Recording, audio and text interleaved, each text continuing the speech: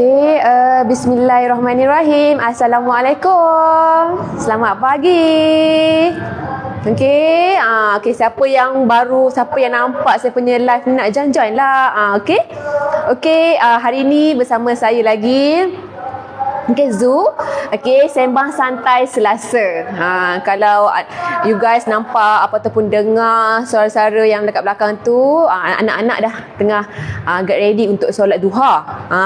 Anak-anak kita memang pada hari setiap hari lah, dalam pukul 10 mereka akan start lah untuk solat sunat duha berperingkat-peringkat. Okey. Jadi terkejut pula kan? So hari ni Zoo bersama tim IT nak buat sembang santai hari Selasa. Sembang santai Selasa lah, macam tu. Okey. Jadi hari ni tajuk yang Zu nak share dengan kawan-kawan semua adalah tajuk berkenaan dengan pengucapan awam.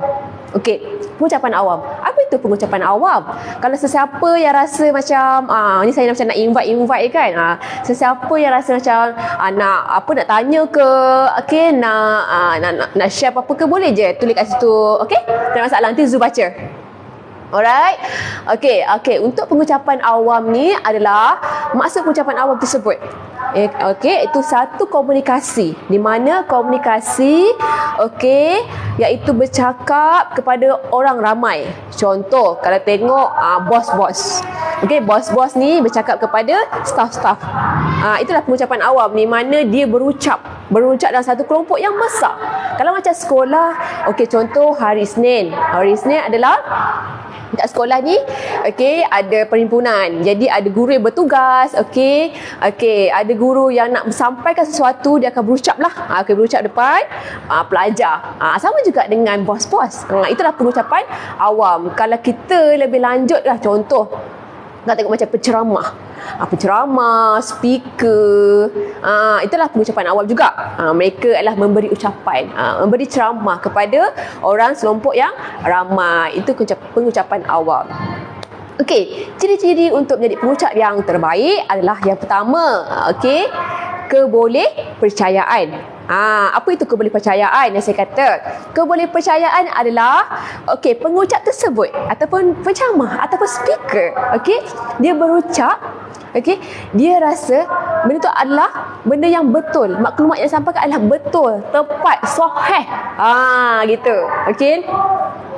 Dia nak sampaikan, sebelum dia melontarkan atau beri ceramah, dia dah apa? Kepakaran dia tentang sesuatu topik tersebut.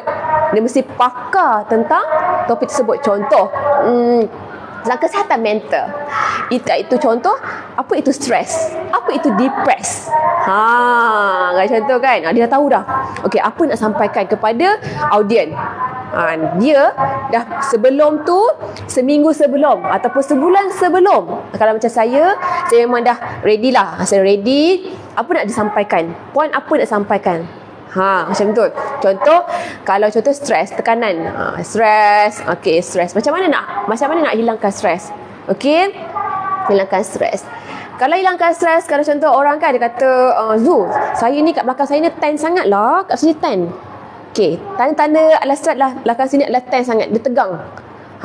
Tegang. Jadi kat sini bila rasa tegang, kena urut lah. Kena urut. Itu. Jadi bila perucap tersebut, dia nak berucap, dia mesti pakar tentang apa yang nak disampaikan. Kalau dia tak pakar apa yang nak disampaikan, susahlah, nanti jadi tegat macam tu. Dia kena pakar. Seterusnya adalah dinamik. Dinamik ni adalah penceramah tersebut ataupun speaker ataupun orang yang nak beri ceramah ataupun nak beri sesuatu masa berucap dekat mesyuarat. Tajuk pengucapan awam. Betul Cik Syakir Yusof. Dia perlu dinamik. Dinamik ni bermaksud orang tersebut perlu aktif, bersemangat, bertenaga. Dia tak pasif lah. Dia enjoy dengan dia punya nak bagi ceramah tersebut. Bila penceramah tersebut, kalau dia macam cegat, muka tan je, kita pun tak dengar kan. Jadi bila macam penceramah tersebut, perlulah energetik. Kadang kita tengok macam speaker, macam guru-guru yang bercakap di perhimpunan, sikit sebanyak pasti dia akan turun bawah ataupun speaker lah yang kita lihat. Kalau dia bagi ceramah, dia pergi kat bawah untuk ambil audien. Dia akan berikan mic untuk audien bercakap, untuk audien bersama dengan dia. Okay, Hai Syira. Dia ke Syira, saya tak apa sangat, tak pakai spek mata. Okay, Hai Syira. Okay, dia bersemangat untuk bagi ucapan dia supaya dia nak audien tu berada dengan dia. That's why dia seorang penceramah ni, dia perlu dinamik, bertenaga. Itu dia katakan dinamik. Perlu rasa dia sempoi, tapi pada bersama sempoi yang ada maklumat yang tepat untuk berikan kepada audien tentang sesuatu topik yang dikupaskan ataupun ceramah yang dibentangkan kepada orang ramai. Macam tu. Okey, seterusnya ceramah tersebut perlulah berpakaian kemas. Kalau selekeh je, siapa nak tengok? Betul tak? Kemas. Perlu rasa senyum tu kena selalulah. Okey, senyum. Lepas tu, kalau penceramah ni, kalau kita tengok, kalau saya penceramah datang, saya suka tengok dia punya kasut. Saya suka sangat penceramah ni. Lepas tu, wangi ke tak wangi? Saya suka. Saya kalau macam orang penceramah ni kemas, lagi kalau perempuan, saya suka tengok heel dia. Betapa tinggi heel dia, tinggilah dia punya confident tu. Gitu. Okey, saya suka sangat. Lepas tu wangi. Saya akan search minyak wangi apa dia pakai ni. Wangi adalah satu benda yang beri kita semangat untuk kita, keyakinan diri kita actually. Macam tu, wangi tersebut. Okey, lepas tu adalah kita punya keyakinan kita. Keyakinan kita di mana, kalau boleh, kalau contoh bercakap di depan, kalau contoh kita ada note, hai, terima kasih, hai, siapa tu, saya tak pernah nampak. Okey, kita kalau contoh bercakap di depan, kalau kita memang dah ada note, janganlah tertumpu pada note, satu note cakap kat depan tu sampai tak pandang orang. Tak pandang, baca je, tak pandang orang. So kita macam tak tahu hirau keberanan orang tu dengar ke tidak input yang kita nak sampaikan. Sampai macam tu. So macam tak best lah macam tu. Okay, yang best at least ada nota kecil untuk kita tengok sikit. Nota kecil sikit, simpan sikit. Okay, so kita tengok audien kita, sebab kita nak bercakap ni depan audien. Kita bukan nak cakap kat dinding, bukan kita nak sampaikan je. Kita rasa macam yang penting aku sampaikan. No, yang penting tak apalah. At least dah sampaikan pun dah okey dah. Buat apa nak beri ria sangat. Ingat motif kita, matlamat kita. Apa yang kita nak? Kita nak sampaikan maklumat yang tepat, yang padat kepada audien, supaya audien tersebut dapat info yang kita nak sampaikan. Macam tu. So lepas ni, kalau rasa macam ada sunyi kalau bercakap, mesti kena ada kertas. Kau sedepa macam ni kertas. Kalau boleh elakkan. Ada note kecil pun dah bersyukur dah. Note kecil je. So kalau macam lupa-lupa kan, tengok note kecil. Okay, so berucap. Macam tu. Okey, kalau kita tengok kan, selalunya kalau macam penceramah ni ataupun speaker, mereka akan ada satu tagline ataupun mereka suka tangan mereka buat macam ni lah, macam ni bercakap, ataupun mereka gerakkan sikit. Dia tak ada macam gini, betulkan pakaian, betulkan tudung tak ada. Sebabnya nanti audien akan terfokus kepada apa yang dia lakukan, apa yang dia sedang lakukan. Contoh, bercakap, betulkan tudung. Okey, apa? Okey, ni.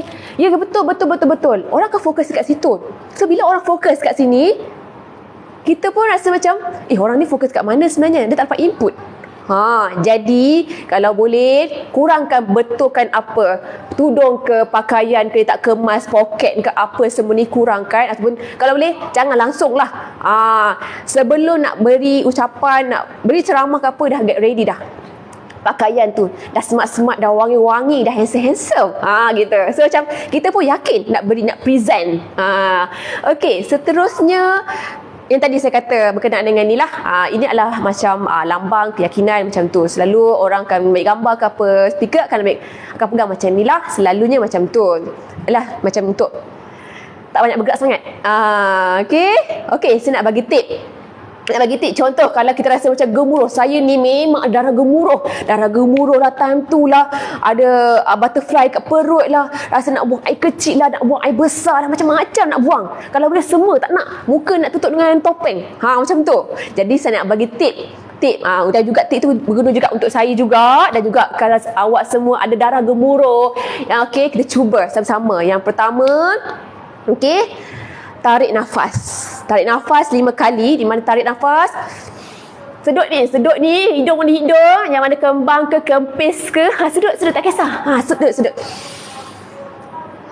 keluarkan ikut mulut, supaya perut kita pun ikut sama. Mana perut yang kembang tu tak apa, kempis kan, sebanyak 5 kali. 5 kali lah, supaya kita relax 5 kali. Sebelum, especially kalau rasa macam sebelum nak masuk pintu tu, memang buat 5 kali. Tak apa, relax sekejap. Saya nak masuk, sekejap. Saya nak tarik nafas sekejap, supaya untuk diri kita relax. Okey. Seterusnya, kita selalu praktis depan cermin. Sebab tu kalau siapa yang bekerja ke apa, pastikan ada cermin depan meja. Kalau macam saya ada cermin bulat, saya letak. Sebelum saya nak berjumpa dengan orang, nak bercakap dengan orang, saya akan cakap depan cermin. Saya tengok cermin, okey ke tidak. Ada tacap-tacap sikit, ada macam dull sikit, tacap. Okey, semangat. Okey, sebelum keluar, semangat cakap, berlatih depan cermin. Berlatih. Tak kisah orang jiran dengar pun tak kisah, yang penting kita dapat itu depan cermin. Sebab kita tahu apa yang kita nak cakap. Mimik muka kita buat mimik muka kita macam gini ke, senyum ke, kita nampak mimik muka kita. Sebab siapa lagi nak tengok muka kita? Kalau cermin lah kita, supaya kita nampak apa yang kita akan sampaikan nanti. Macam ni mimik muka kita, wajah kita nanti, macam tu. Okey, seterusnya kita cuba untuk bercakap apabila kita berada di dalam mesyuarat ataupun diskusi. Okey, kita cuba berlatih untuk sampaikan satu info ataupun kita punya pendapat, supaya kita nak melatih diri kita, supaya kita rasa boleh bercakap. Supaya hilangkan darah gemuruh kita. At least tipulah. Kalau macam contoh saya, kalau contoh dalam mesyuarat ke apa, saya cuba. Kadang ada juga saya tak bercakap, ada juga kalau saya nak lontar ke sesuatu tu, pada awalnya memang saya akan sejuk. Saya akan fikir betul ke tidak. Tapi tak ada yang salah, tak ada apa yang kita rasa takut. Kita cuba lontarkan. Kalau kita tak cuba, kita tak tahu. Okey, kita buat. Kita kena tolak diri kita. Okey, supaya kita tak terbelenggu dalam satu kelompok, kepompong macam tu. Okey, kita cuba dalam mesyuarat. Nanti kalau contoh esok ada mesyuarat, dah get ready dah. Okey, esok aku nak cakap, esok aku nak sampaikan, supaya apa yang kita lontarkan adalah bermanfaat kepada orang lain, dan kita rasa apa yang sampaikan adalah info-info yang berguna. Okey, seterusnya adalah kita perlu bersedia. Bersedia bermaksud esok kita nak present ataupun bagi talk, okey, pada student, pada anak-anak buah, okey, kepada bos. Okey, kita dah get ready dah. Especially kalau nak interview ke apa. Okey, dah get ready semalam atau seminggu sebelum. Kita dah fikir, okey, apa soalan ni? Apa jawapan ni? Okey, kita buat. Kita dah ready, kita dah study dah betul-betul. Kalau kita tak study, kalau depan audiens ataupun depan penemu ramah ataupun penemu duga kita, akan nampak kita punya tak keyakinan je tu. Okay, kita dah mula berpeluh. So, kena relax. So, kita kena study. Kena get ready sebelum kita nak sampaikan sesuatu info, sesuatu perucapan kita. Okay. Seterusnya adalah, kalau boleh lah kan, sebelum nak present ke, nak beri ucapan ke apa, kurangkan minum kafein. Siapa yang macam addict kafein tu, saya kurang sikit addict kafein. Saya lebih kepada coklat. Macam tu lah. Okay, kafein. So, tukarkan kepada esok nak present, hari tersebut bolehlah minum teh herba. Sekolah mana ni? Daniel Haziq. Oh, sekolah Seri Seni Abim Sungai Ramal, Kajang puan. Encik. Sekolah ni. Puan datang sini ke? Okay. Jadinya kalau sebelum nak bentangkan sesuatu tu, malam tersebut dah get ready baju apa nak pakai. Okey, baju ni main peranan juga tau. Baju main peranan. Kalau contoh nampak seorang tu pakai baju Okey, baju kurung warna merah, tudung belang-belang warna-warna pelangi. Kasut pula warna pelangi, warna lain-lain macam-macam. Okey. Kita akan tahu dalam sudut psikologinya, okey, berkenaan dengan warna, okey, mesti dia ada sesuatu dalam fikiran dia. Mesti dia tengah serabut. Sebabnya saya pernah try. Masa tu saya memang lambat saya masuk kelas, lambat. Saya macam esoknya saya tak bersempat nak ni. Okay, pakaian saya tudung pun warna-warni dengan baju ni. Sekali saya punya prof tanya, "Are you okay, Zul?" Okay, saya kurang okey. No wonder lah saya punya pemakaian ada sikit sebab messy sikit kan, di kelang kabut. Jadi bermula daripada saat tu saya dah berfikir, saya rasa saya kena ready. Kalau apa-apa saya kena ready. Even esok nak present ke apa, saya kena ready pakaian saya ni. Contohlah pemakaiannya adalah, mungkin kita kata betul adalah simple lah pemakaian. Kita boleh pakai apa-apa. Tapi pemakaian main peranan. Especially kalau perempuan, kalau tudung tak jadi, memang efek. Memang mood dia memang ke laut. Okey. Kalau lelaki, necktie tak okey. Saya ingat tak sama dengan baju. Baju belang-belang, necktie warna kuning. Baju belang-belang kuning, necktie warna biru. Macam tu. Jadi macam tak balance. Okey. Jadinya kalau untuk hilangkan darah gemuruh, kena apa-apa kena relax. Kena tarik nafas, kena positif, dan juga pemikiran kita kena positif.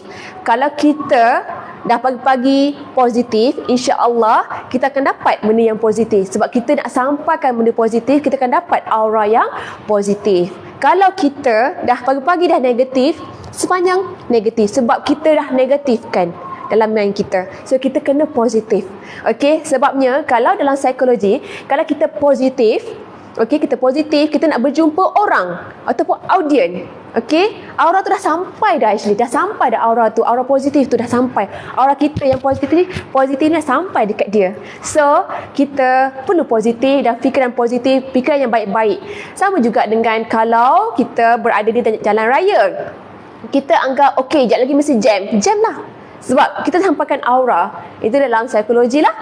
Jadi so kita apa-apa kita kena positif. Kita buat kerja kita, selebihnya kita serah pada Allah. Sebab Allah yang akan menentukan sama ada itu ataupun ini. Sebab kita jangan buat kerja Allah, kita buat kerja kita. Yang penting kita usaha, kita kena get ready, kita kena positif.